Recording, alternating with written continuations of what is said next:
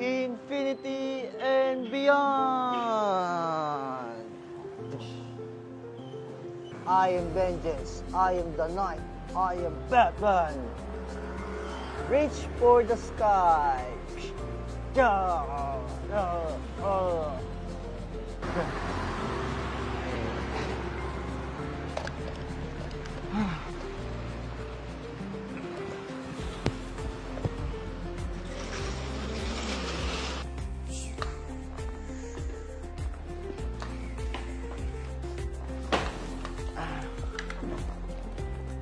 Ay, Ma.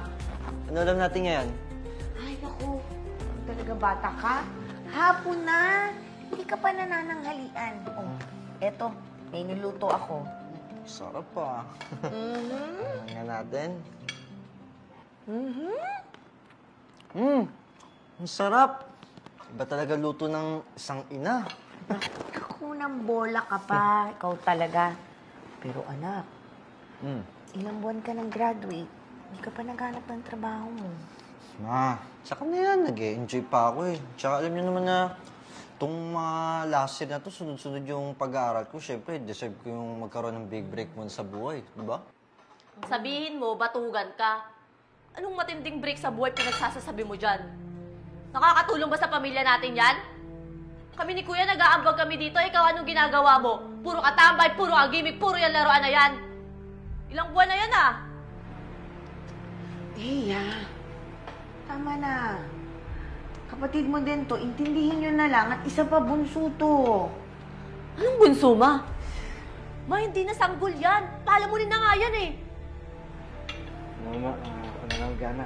Pumasok ako.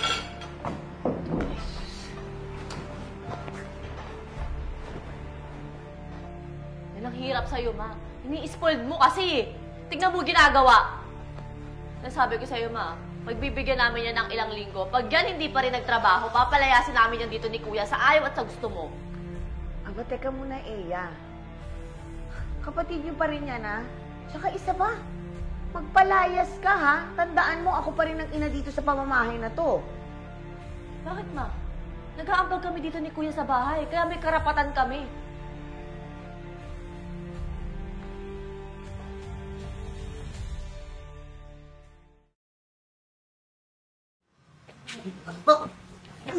Lagi ka nasa labas. Puro ko pa.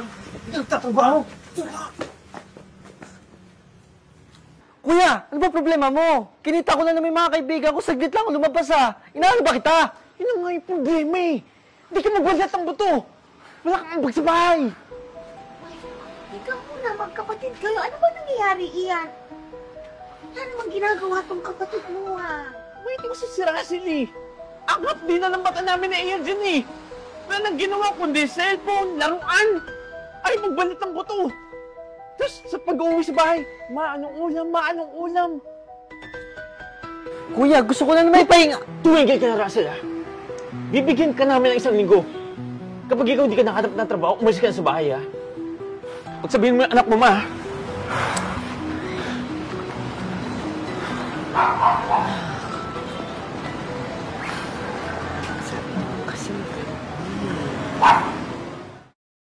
Halika nga dito! Teka nga! Russell, tayo. Ian! Ano ba ginagawa niyo sa kapatid niyo? Hindi naman kayo inaano, ah. Kailangan niya yan, Ma. Wala pa rin silbi yan eh. Nakailang paalalan sa kanya dito si Kuya. Pero hindi na sinusunod. Wala pa rin kilos. Tsaka para sa ikaw, mabuti naman niya yan eh. Paano mo kumilos siya para malaman niya kung gaano kahirap yung buhay? Pero kahit na, kapatid niyo pa rin to at dapat yung intindihin.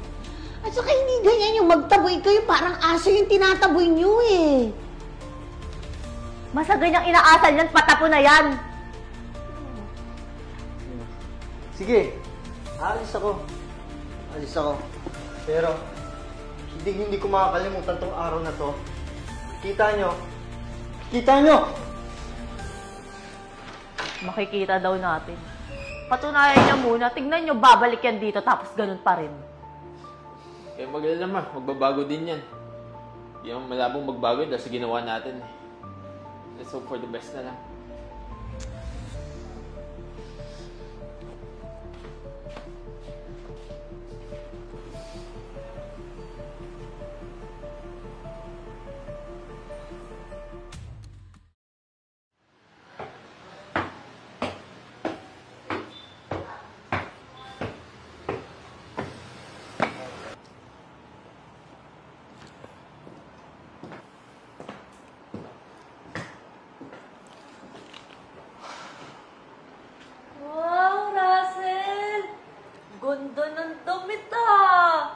Mukhang asensado ka na.